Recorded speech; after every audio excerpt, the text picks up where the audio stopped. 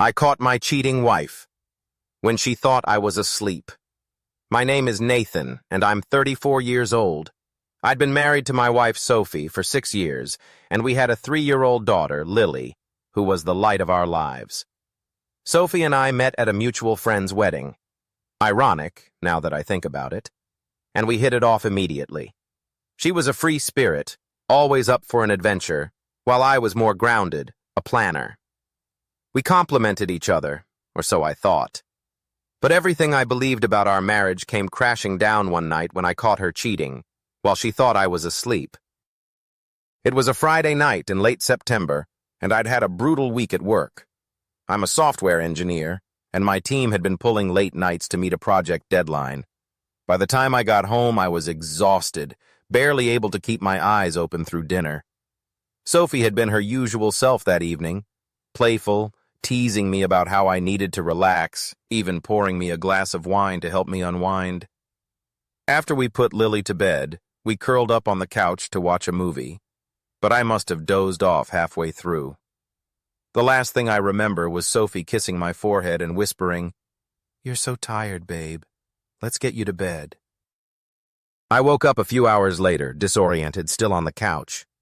The TV was off, and the living room was dark, save for the faint glow of the streetlights filtering through the curtains. I glanced at my phone. 2:17 a.m. I figured Sophie had gone to bed, so I got up, stretched, and headed upstairs to join her. But as I reached the top of the stairs, I heard her voice, low, hushed, coming from our bedroom. The door was slightly ajar, and I could see the soft light of her phone screen illuminating her face. She was sitting on the edge of our bed, her back to the door, whispering into the phone. "I miss you too," she said, her voice soft and intimate, the kind of tone she used to use with me. "He's asleep downstairs. I can't talk long, but I wish you were here." She giggled, a sound that sent a chill down my spine. "Tomorrow night?" "Yeah, I can make that work. Lily's got a play date, and Nathan's working late again." My heart stopped. I stood there, frozen in the hallway, my mind racing. Who was she talking to? Why was she whispering like that? I wanted to believe it was innocent, a friend, maybe her sister, but the way she said, "I miss you," told me otherwise. I felt a mix of dread and anger bubbling up inside me, but I didn't barge in. I needed to know more. I crept closer, staying in the shadows, and listened. "I can't stop thinking about last week," she continued, her voice dropping even lower. "That hotel was perfect. I've never felt so alive." She paused, listening to whoever was on the other end, then laughed softly. "You're bad, but I love it. Okay, I'll see you tomorrow. Good night, babe." Babe. She called him Babe. The word hit me like a punch to the gut. I felt sick, my knees trembling as I leaned against the wall for support. Sophie ended the call, set her phone on the nightstand, and slipped under the covers, completely unaware that I'd heard everything. I stood there for a few minutes, trying to process what I'd just witnessed. My wife, the woman I loved, the mother of my child, was having an affair, and she thought I was asleep, oblivious to her betrayal. I didn't confront her right then. I couldn't. My emotions were a tangled mess, anger, hurt, disbelief, and I needed to think. I went back downstairs, grabbed my phone, and sat on the couch, replaying her words in my head. "Last week, that hotel. I've never felt so alive." Last week, she'd told me she was going to a work conference in Bristol for 2 days. I hadn't thought twice about it. She worked in marketing, and conferences were part of her job. But now I realized it was a lie. She'd been with someone else, in a hotel while I was at home taking care of Lily. The next morning, I acted like nothing was wrong, though it took every ounce of strength to keep my composure. Sophie was cheerful as ever, making pancakes for Lily and kissing me on the cheek as she handed me a cup of coffee. "You slept so hard last night," she said with a smile. "You needed it." I forced a smile back, but inside, I was screaming. I needed proof before I confronted her. I wasn't going to let her gaslight me into thinking I'd misheard. That day, while Sophie was at the park with Lily, I went through her phone. I know it's an invasion of privacy, but I had to know. Her passcode was Lily's birthday, and within minutes I found what I was looking for. Her texts with a contact named Chris were damning.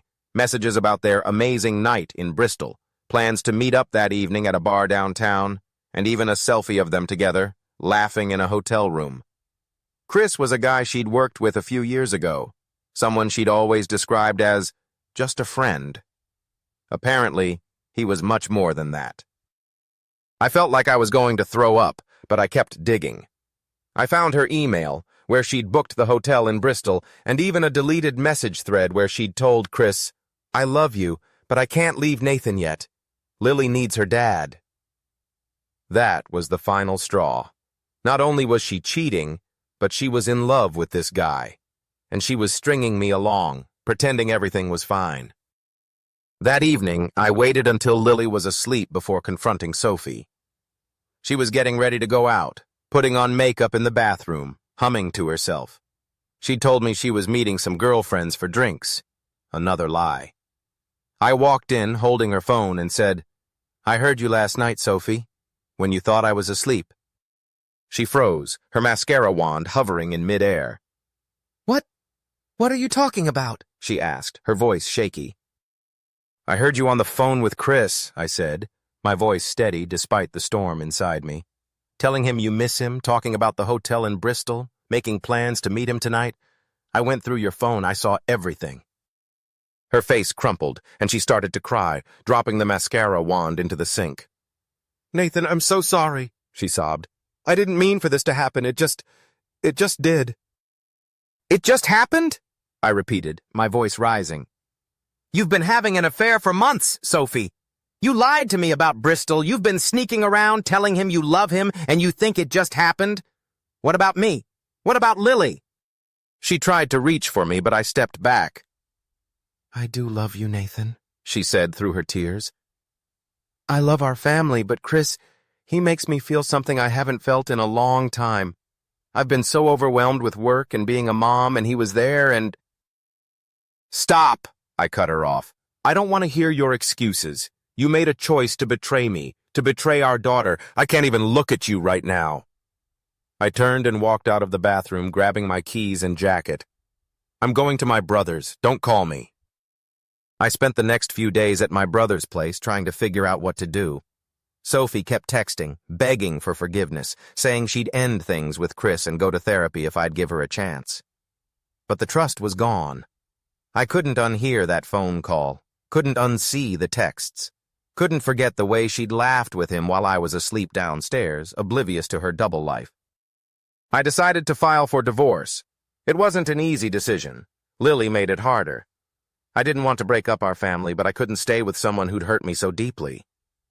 We worked out a custody arrangement, and I moved into a small apartment a few miles away.